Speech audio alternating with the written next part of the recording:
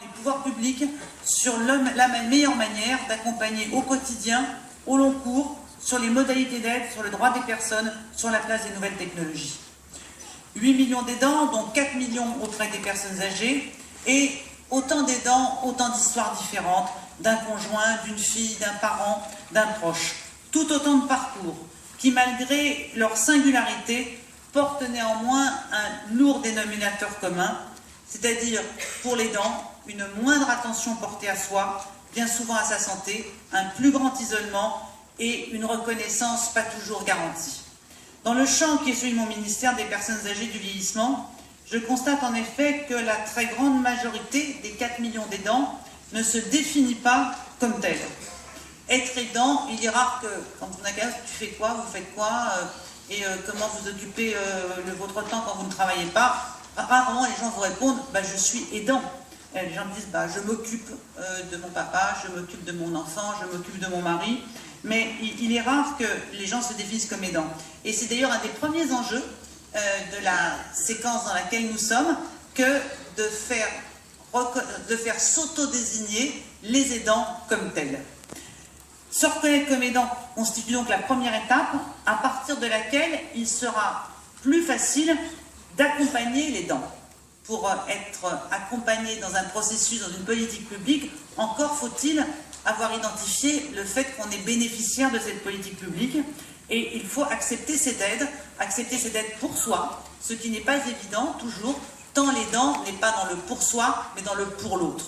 C'est pour participer de cette reconnaissance et pour engager une prise de conscience collective que le gouvernement a intégré par voie d'amendement et sur la suggestion du NAF, une définition du terme d'aidant familial de la personne âgée dans le Code de l'action sociale et des familles. Je vous la lis, est considéré comme proche aidant d'une personne âgée, son conjoint, le partenaire avec qui elle a conclu un pacte, ou son concubin, c'est un pacte aussi, un pacte, ou son concubin, un parent ou un allié défini comme aidants familiaux, ou une personne résidant avec elle, ou entretenant avec elle des liens étroits et stables, qui lui vient en aide de manière régulière et fréquente, à titre non professionnel, pour accomplir tout ou partie des actes ou des activités de la vie quotidienne. On voit donc avec cet amendement, avec cet article du projet de loi, que d'abord la définition est large, mais que d'autre part, la loi, qui n'a pas qu'une vertu normative, mais qui a aussi une vertu symbolique, marque là la reconnaissance du fait social de l'aidant. On dit la première demande, c'est la question de la reconnaissance. Dans une démocratie d'opinion, comme sont les sociétés modernes, le premier élément, c'est d'exister. Le deuxième élément, c'est de nommer les choses. Camus disait mal nommer les choses, c'est ajouter de la misère au monde. Si on nomme mal, on ne sait pas de quoi on parle. On voit bien d'ailleurs, depuis le début hier matin, ça a commencé, Martine Elisabeth a commencé sur aidant naturel. Qu'est-ce que ça veut dire? En effet, il faut commencer par casser les termes. Comme d'ailleurs aidant familial. Il y a, par exemple, pour les personnes âgées, il y a 18% des personnes qui n'ont aucun lien avec la famille. Donc si on ne commence pas à parler de ça, on parle de quoi? Donc il y a besoin aussi de nettoyer un certain nombre de choses pour trouver déjà un premier consensus sur de quoi on parle. Et à partir de là, on fait avancer les choses. Cet appel, au début, il participait juste à cet élément-là, c'est-à-dire continuer à ce que ça rentre dans l'espace public. Et Florence le dit très bien, c'est comme il y a du monde, comme ça représente de plus en plus de monde, comme on parle d'au minimum 8,3 millions de personnes, et si on rajoute les moins de 16 ans, et si on rajoute d'autres catégories, on descend plutôt autour de 10 millions de personnes, c'est un fait social. Oui, alors sur l'atelier du répit, dans quelques constats qui ont été faits, tout d'abord que le contenu de l'offre de répit évolue au cours du temps, après avoir été un mode de garde, une garderie, évolue vers un rôle plus thérapeutique au sens, bien sûr pas médical, mais thérapeutique au sens du soin, qui bénéficie aussi bien à l'aidé et à l'aidant, donc avec des activités qui peuvent être aussi pour l'aidant. Donc ça c'est un premier constat. Elle se diversifie énormément, avec des formules innovantes de type séjour de vacances, activités de loisirs, groupe de parole au sein du répit.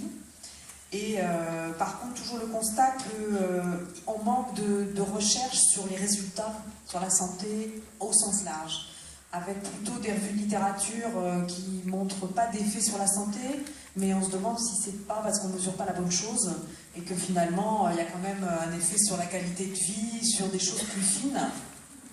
qui n'ont pas été mesurés. Donc là, peut-être qu'il faut développer des travaux complémentaires.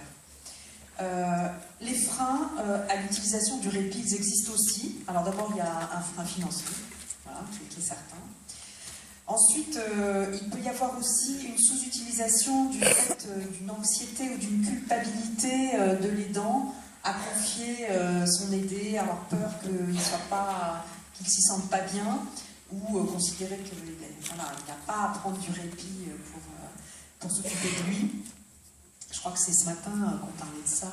Oui, je crois que c'était ce matin qu'on parlait du fait que les hommes voilà, n'étaient pas complexés de laisser une personne prendre en charge leur aider pour aller à un match de foot. Mais voilà, donc ça peut être aussi une sous-utilisation pour ces raisons-là, ou parce que les conditions d'éligibilité sont telles que certaines personnes ne peuvent pas en bénéficier. Et ça, un des troisièmes freins va aussi être dans ce sens, c'est que finalement l'offre est assez spécialisée dans telle ou telle offre pour tel ou tel public, et qu'il peut y avoir des gens qui ne rentrent pas dans les cases. À ce moment-là, ils ne peuvent pas en bénéficier. Donc, de cet atelier, quelques recommandations sont sorties. Le répit seul ne suffit pas, et il est bon de le combiner avec d'autres formes d'aide, et finalement de l'inscrire dans un accompagnement au long cours pour qu'il soit efficace. Ça, de toute façon, c'est ressorti aussi de l'atelier 2 dont je parlerai peut-être un peu plus tard, c'est qu'il n'y a pas une forme d'aide. La bonne forme d'aide, une forme diversifiée de plusieurs types d'aide. Donc là, c'est sûr que le répit seul ne suffit pas. Donc, et puis donc essayer de mieux en évaluer les effets par des travaux de recherche, et peut-être aussi d'encourager le répit assez tôt, quand les gens ne sont pas complètement épuisés, qu'ils puissent l'intégrer dans leur vie régulièrement, au lieu de n'y avoir recours quand ils sont complètement épuisés.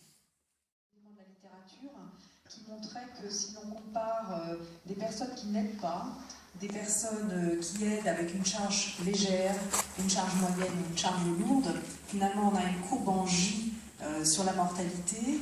Finalement, les personnes qui aident avec une charge légère ont une meilleure espérance de vie que les personnes qui n'aident pas du tout. Après, évidemment, dès que l'aide augmente en charge, là on retrouve des effets négatifs. Donc ça, j'ai trouvé ça assez intéressant, avec donc un article qui était cité qui montre qu'il y avait 18% de baisse de mortalité donc chez ceux qui aident un peu. Donc ça, je trouve ça intéressant.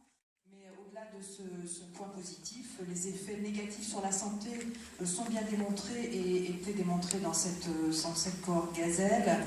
Et pas seulement la dépression, l'anxiété, les troubles du sommeil, mais des choses aussi comme les affections cardiovasculaires, l'hypertension artérielle. Donc là, relève du médecin, il pourrait être pris en charge. Alors, en termes de freins donc, à l'accès et aux politiques d'aide aux aidants, ce qui peut être reproché, c'est un manque d'articulation dans les offres disponibles dans les territoires. Une absence de schéma directeur qui dirait qui fait quoi. Donc chacun y va avec l'initiative. C'est mieux que rien, mais il y a peut-être des progrès à faire dans la coordination. Et aussi un autre point négatif qui a été noté, c'est l'absence de systématisation de l'évaluation des besoins des aidants. Là encore, ça peut-être un peu au petit bonheur la chance, on ne sait pas qui le fait, comment, alors qu'il y a des outils qui existent, mais qui ne sont pas forcément toujours partagés. Quand est-ce qu'il faut le faire? Donc ça, c'est aussi un point d'amélioration. Et puis, aussi un constat, mais qui a été redit, je pense, absolument dans tous les ateliers, c'est la capacité des aidants à se reconnaître comme aidants eux-mêmes. Et donc, il nécessite un changement de regard pour qu'ils puissent non pas se reconnaître avec l'étiquette d'aidant, mais reconnaître que le fait d'être aidant peut avoir des difficultés et qu'il faut prendre soin de soi et se faire aider. Et ça, c'est aussi vrai pour la santé. Ensuite, dans les recommandations générales sur les aides, faciliter l'accès à l'information. Alors, le médecin traitant pourrait joindre, dans l'atelier où j'étais, l'atelier 6, on disait qu'il avait souvent bien autre chose à faire, et que si déjà il pouvait poser la question à la personne qui amène un patient à sa consultation qui est en perte d'autonomie, bon, déjà ça serait bien, parce que finalement la personne elle est là, il pourrait peut-être lui prendre la pression artérielle et faire cette consultation, mais que ce n'est pas forcément à lui de connaître et de diriger vers toutes les aides existantes. En revanche, plusieurs personnes ont souligné que ce serait très important qu'ils dirigent vers les associations. Et ça, vraiment, les associations qui sont un grand soutien pour les aidants. Et puis notre recommandation, c'est qu'à travers tous ces dispositifs d'aide, finalement, ce qu'il faut, c'est apporter le choix à l'aidant. Le choix de concilier sa vie familiale avec l'aide, sa vie professionnelle avec l'aide, avec ses loisirs, avec ses aspirations. Et ça, c'est très important. Des aides plus visibles et plus adaptées. Voilà, plus adaptées. Roland Giraud, je voudrais... C'est un dispositif qui est essentiel, j'ai envie de dire, de la part de l'État ou des pouvoirs publics, d'avoir un lieu d'information très simple, que les gens sachent que l'État, que les pouvoirs publics sont capables de donner une information simple, mais après, il ne faut pas se faire illusion, il faudra après une information de proximité. Moi, je suis très frappée par ce que vous avez dit, madame, ce qu'a dit l'expérience anglaise, par exemple, avec les psychologues. Je pense que c'est un cheminement très compliqué de se reconnaître et de voir tout ce qui peut être fait. Donc, on voit bien qu'en fait, quand le portail a vraiment beaucoup d'importance, à la condition qu'à côté, au niveau de la proximité, se passe quelque chose dans le cheminement de la personne. C'est quelque part comme la petite enfance. Vous savez, moi, quand je suis sortie du lycée, je ne savais pas qu'existait Sciences politiques. Je me souviens que si mes parents l'avaient su, peut-être que j'aurais fait Sciences Po. Mais c'est pareil pour le champ du handicap, le champ des personnes âgées dépendantes. Il y a beaucoup de gens qui ne savent pas, parce que culturellement, ils ne sont pas de ce milieu-là. Et si parallèlement, on ne donne pas l'information, et au niveau national, et au niveau de proximité, je pense qu'on réussira notre portail qu'à la condition que le niveau national soit le mieux possible, mais rabattre, si je puis utiliser cette formule-là, sur le niveau local. Et d'ailleurs, derrière, ce qui a été dit aussi, c'est que derrière ce portal, la CNSA va aussi accompagner aussi en termes de financement un certain nombre d'actions. Jusqu'à présent, la section 4, c'est des actions de formation. Il y aura plus d'actions qui pourront aussi... C'est pas quand même le portail, c'est globalement la loi sur la adaptation de la société du vieillissement qui va donner à la CNSA de responsabilité plus large par la section 4 exactement, la possibilité d'aller plus loin pour aider l'ensemble des expériences sous toutes ses formes. Mais j'avoue que je suis très sensible à deux choses, c'est les groupes de parole, pour compris l'avoir participé moi-même, mais les groupes de parole et les psychologues, je pense qu'on ne mesure pas quelle est l'importance du cheminement, ne réfléchissons pas qu'à certains milieux. Je peux vous assurer que je pense à un couple, la dame à la maladie d'Alzheimer, je pense que c'est un cheminement d'une très grande complexité, où parole et accompagnement social, humain, que font les psychologues, a réellement de l'importance. Se dire compte d'un côté des initiatives et d'un autre côté de comprendre ce qui est en train de se passer par la recherche et la recherche-action en particulier, parce que sur le fond, on fait de la recherche-action. Et je pense que c'est une chance extraordinaire de pouvoir travailler sur les deux logiques. Logique de réalisation, tenir compte des expériences et tenir compte de la recherche. C'est un vrai changement pour le travail globalement, l'action sociale française, de reconnaître profondément le travail du lien entre le travail de terrain et le travail de recherche. Je pense que c'est vraiment très important. C'est toute la force, me semble-t-il, de la CNSA sur ce secteur.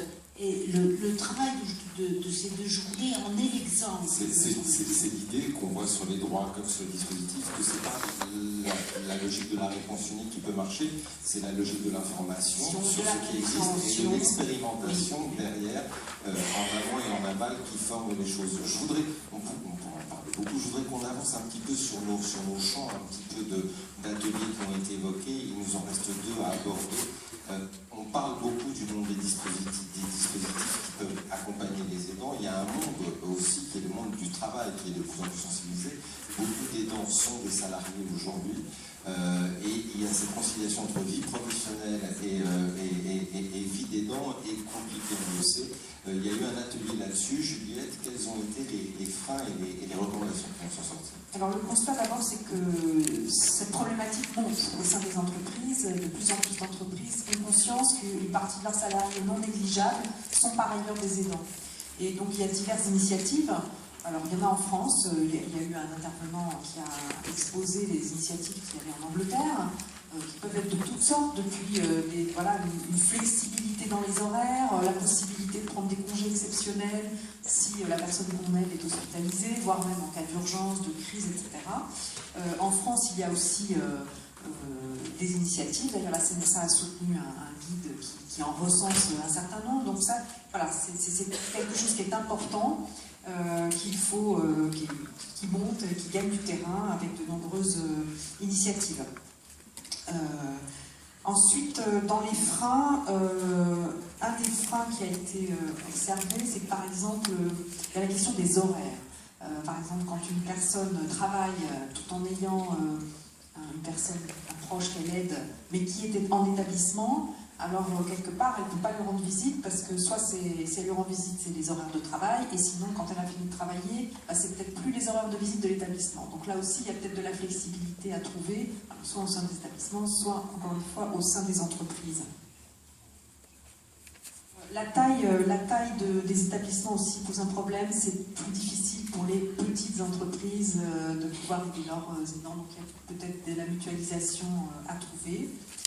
Et en termes de recommandations, évidemment que ces initiatives se développent, qu'elles se fassent connaître, et aussi qu'elles soient régulières, parce que les aidants, ils ont besoin de quelque chose, un soutien au long cours. La question était posée hier dans le public de Serge. Aujourd'hui, et c'est dit dans l'atelier, les entreprises sont plus sensibles qu'elles étaient hier à cette considération sur les aidants et l'accompagnement des aidants.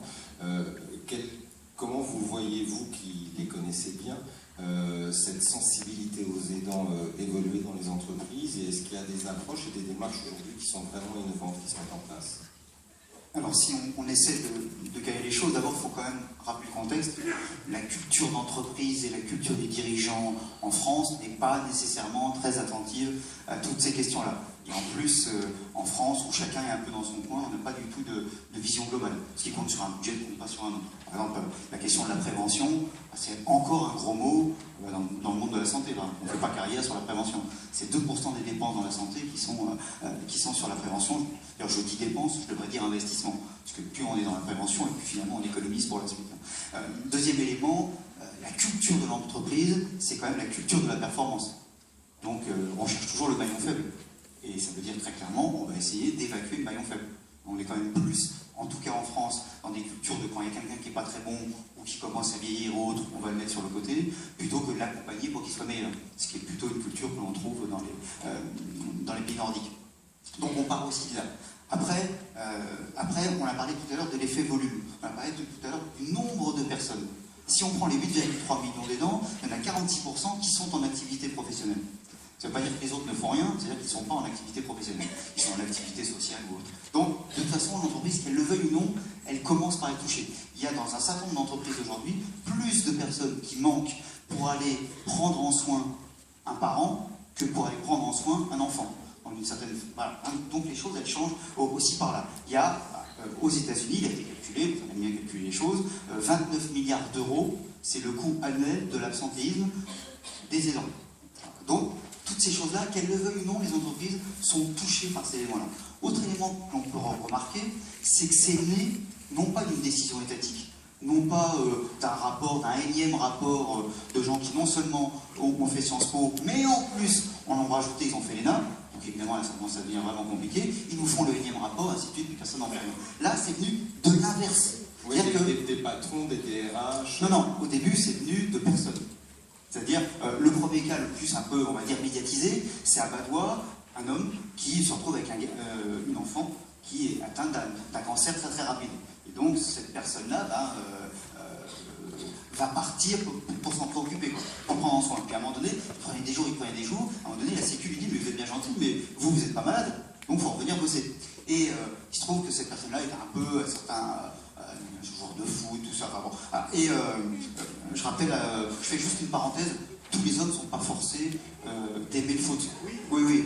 D'ailleurs, voilà, je tiens à prendre. C'était l'exemple qui était cité hier. Je l'avais déjà entendu hier, si j'ai entendu hier. Alors, quand on a une part féminine en soi qui fait qu'on est chaud, qu'on aime pas le foot, juste, en tout cas, voilà, c'est cette personne-là, et du coup, assez populaire et autres, et un certain nombre de ses collègues de travail disent, mais on ne peut pas le laisser comme ça. Et donc, lui ont donné ces jours de RTD. c'est l'entreprise badois. Au-dessus de badoise, il y a une culture un peu sociale, plus forte que dans d'autres, c'est Danone. Et donc, les dirigeants apprennent ça, ils disent, mais on ne peut pas faire des choses comme ça. Donc, vont l'aider, vont donner des gens en plus. Vous voyez, ça vient vraiment là de la société. Et puis, il se trouve qu'un jour, il en parle avec son ex-entraîneur de foot, qui était devenu député. Et du coup, le député dit, mais c'est une idée, c'est vachement intéressant, il faudrait que je le propose à l'Assemblée et qu'on fasse donc une loi qui autorise le don de RTT. Alors, au départ, pour les personnes qui s'occupent des enfants de moins de 20 ans. La loi passe une première fois, puis ensuite c'est le passeport, puis il y a des élections, comment on dit, législatives et tout ça, qui auraient fait passer un gouvernement dit de gauche, c'est comme ça qu'on dit. Hein. Voilà. Et donc, ensuite ça prend du temps, et ça finit par être passé. Mais juste pour montrer que c'est passé de la société civile vers une décision. Premier aspect. Après, on peut discuter, est-ce que c'est bien les dons de RTT, tout ça. Il commence à y avoir des entreprises sans attendre la loi, par exemple une entreprise comme Casino, qui dit, mais, bah, tiens, on va organiser ce système-là. Puis il y a plein d'autres entreprises, enfin plein d'autres, il y a un certain nombre d'entreprises qui commencent à organiser les choses. Pourquoi elles les organisent? Elles n'organisent pas. Et d'où ça vient? Ça vient en effet ou d'une démarche RSE, ou d'une démarche RH, ressources humaines. Et finalement, très peu, voire pas, d'une démarche syndicale. C'est intéressant aussi. Ça vient de là. Une des choses qui est intéressante, c'est que du coup, on a une diversité d'approches, on peut échanger des congés, on peut avoir des droits qui sont ouverts au niveau des entreprises. Le fait, et ça a été dit d'ailleurs dans l'atelier, c'est que vous avez cité Casino, vous avez cité Badois, vous avez cité Nestlé, on est plutôt dans des grands groupes. Or, les entreprises, c'est aussi un tissu de PME, de TPE. Donc, les belles initiatives, elles restent le fait des grands. Dans quelle mesure les petits, on peut avoir un cadre qui permet aussi aux petites structures d'avoir une prise en compte de cette réalité. Juste une petite chose quand même, on n'est pas que dans le cadre, et aujourd'hui nous savons, parce que les statistiques le disent et c'est avéré, que les petites entreprises et les petits commerces développent des solidarités intrapersonnelles qui fonctionnent aussi très bien, donc je voudrais dire qu'il n'y a pas que la loi pour autoriser ça. Oui, on est en plein dans le premier élément. En effet, quand il y a une boîte de 3 personnes, quand il y en a un qui manque, c'est plus compliqué pour les 2 autres de le remplacer, mais en même temps, il se trouve qu'ils se connaissent. Donc souvent, ça crée en effet, y compris d'ailleurs le méchant patron, qui donne aussi un coup de main. Parce que le méchant patron de 3 personnes, souvent d'ailleurs, c'est celui qui gagne le moins de la boîte. Et bon, voilà. Donc, de cette évidence, là encore, que les débats de ces 2 jours ont tourné. Et finalement, c'est une question qui est une très grande force, puisque derrière, finalement, c'est la cohésion de notre société qui est en jeu. Une société où ceux qui aident, ceux qui donnent de leur temps et de leur énergie pour accompagner leurs proches fragilisés par la maladie, par le handicap, par le grand âge, doivent se sentir soutenus, entourés, reconnus et pouvoir savoir compter sur la solidarité nationale à leur tour.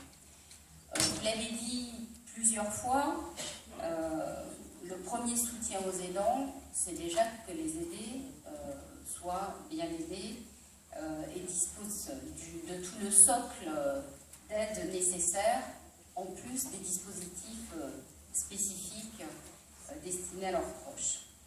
Et c'est réellement un devoir de reconnaître la place des aidants et d'apporter ce soutien si nous souhaitons que la solidarité familiale et de proximité continue de compléter la solidarité publique organisée à travers l'intervention des professionnels. Et c'est vraiment la soutenabilité de ce modèle, de notre modèle. Je crois que des comparaisons internationales ont été faites pendant ces rencontres, qui est en jeu dans toute son originalité. Un autre point dont je suis vraiment convaincue, c'est que ce qui est expérimenté pour soutenir les aidants, ce qui se débat autour de la question des aidants, interpelle et peut enrichir finalement tout le secteur médico-social. Parce que finalement, ce dont on parle, c'est reconnaître pleinement la place des personnes accompagnées et de leurs proches. Donc, d'une certaine façon, une forme de démocratie médico-sociale très concrète. Ce qui est en jeu aussi, c'est développer d'autres types de relations entre professionnels, usagers et leurs proches. Et j'ai été très interpellée par la notion d'équilibre des places qui renvoie aussi au respect mutuel de ce qu'apporte chacun. Autour des aidants aussi, c'est tout l'intérêt, toute la force de l'appui entre pairs. Mais évidemment, à condition que l'appui entre pairs ne soit pas une manière de se défausser, que cet appui, effectivement, il puisse compter également sur des dispositifs de solidarité, et y compris sur un appui professionnel apporté en tant que nécessaire à tous ces dispositifs d'échange entre pairs. Et puis,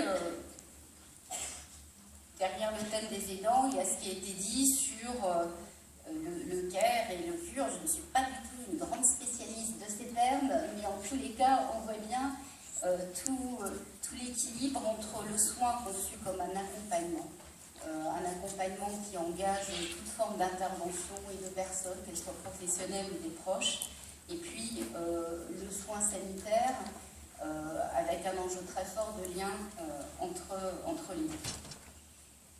Donc, il me semble qu'on peut parler de succès, en tous les cas, j'espère, de ces rencontres scientifiques qui s'achèvent.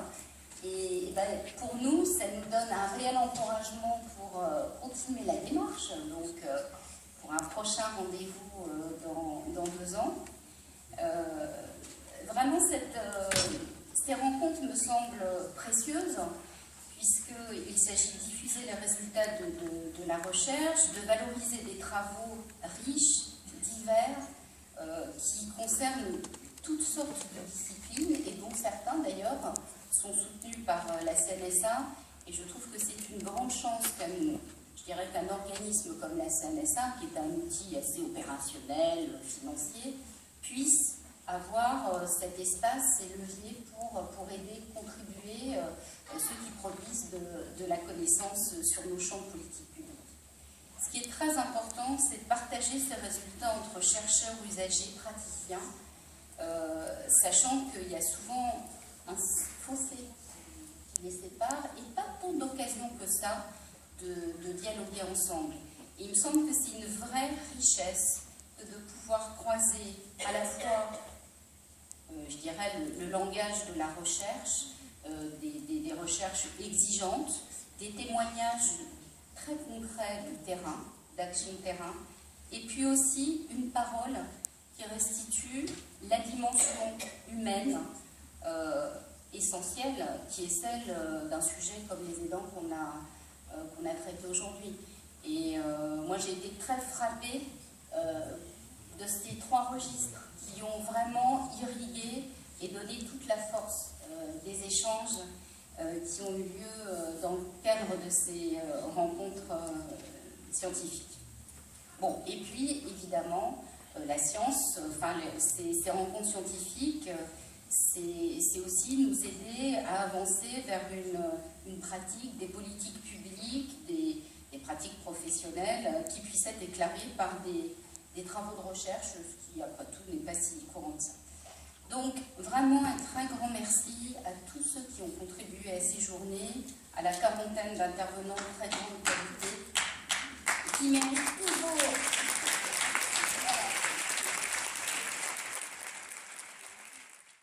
En tous les cas, on l'esprit.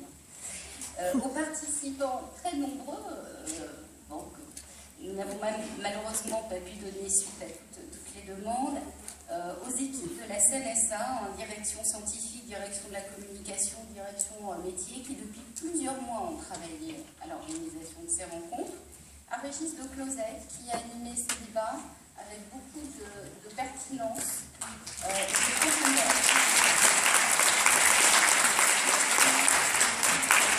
Alors évidemment, une fois qu'on a vécu ce temps d'échange, de réflexion, eh bien on en sort, je dirais, on en sort un peu gonflé à l'œuf. Avec la conscience et l'envie je dirais, d'avancer encore plus sur les chantiers concrets que nous avons devant nous. Alors, je commencerai évidemment par les chantiers qui tiennent aux recherches et aux études, puisque nous sommes dans le cadre de journées scientifiques. Donc la CNSA va financer le volet aidant d'une grande enquête CARE qui traite des personnes en perte d'autonomie, qui suit des cohortes au long cours, ce qui signifiera que les personnes ciblées par l'enquête désigneront un ou plusieurs aidants qui seront à leur tour interrogés sur leur vécu, leur santé, l'aide qu'ils apportent et ses conséquences. Et effectivement, nous pourrions réfléchir dans nos prochains thèmes de recherche soutenus par la CNSA à mettre en place, à soutenir une cohorte d'aidants qui permettrait un suivi au long cours des dents. Évidemment, l'autre registre, c'est celui de l'action plus opérationnelle. Il est clair que nous devons continuer de faire progresser sur le terrain l'offre de soutien aux aidants. Je dirais que la France n'est pas un pays pauvre en dispositifs, même si on a vu qu'il n'était pas parfait, qu'il y avait encore beaucoup de trous entre guillemets dans la raquette, qu'il n'y a pas non plus une couverture territoriale homogène et égale sur notre territoire. Mais ce qui est certain, c'est que nous avons un gros enjeu de structuration de l'offre sur les territoires, de rendre, ça a été dit plusieurs fois, les réponses qui existent déjà beaucoup plus lisibles pour qu'on ne passe pas à côté faute de les connaître, plus accessibles et puis aussi mieux combinées entre elles. Et ça, derrière ça, il y a des enjeux très concrets.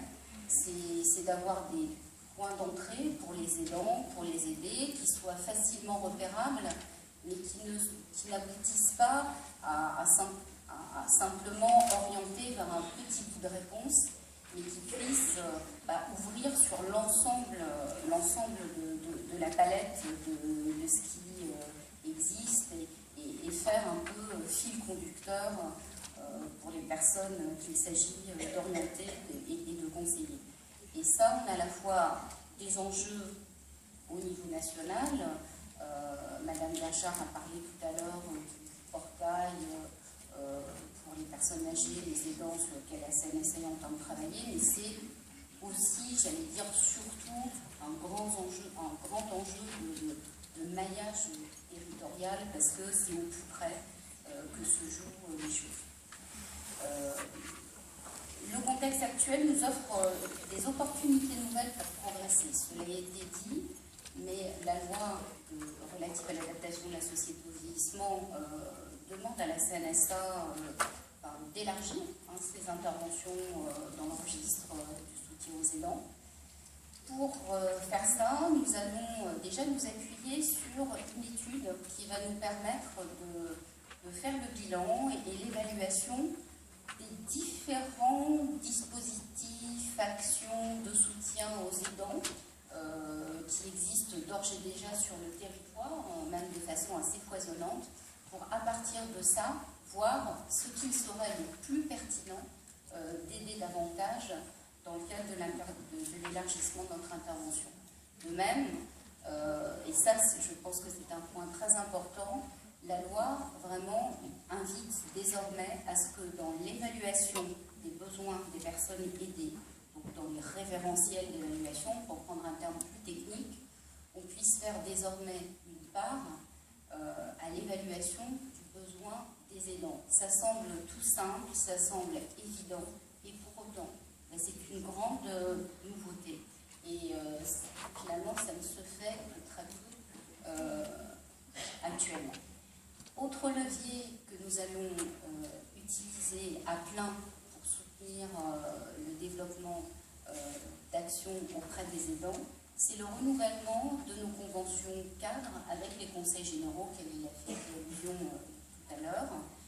Et ça va être vraiment l'opportunité de formaliser avec les départements qui sont les chefs de file de l'action sociale au niveau local, qui peuvent bien jouer ce rôle d'assemblier des actions, de formaliser avec les conseils généraux des stratégies locales de soutien aux aidants adaptés à leur territoire. Et puis, on a le souci aussi à la CNSA enfin le souci, on a aussi la mission de soutenir l'innovation dans le champ du médico-social, l'innovation sociale. Ça se fait à travers une politique de subventionnement à des projets.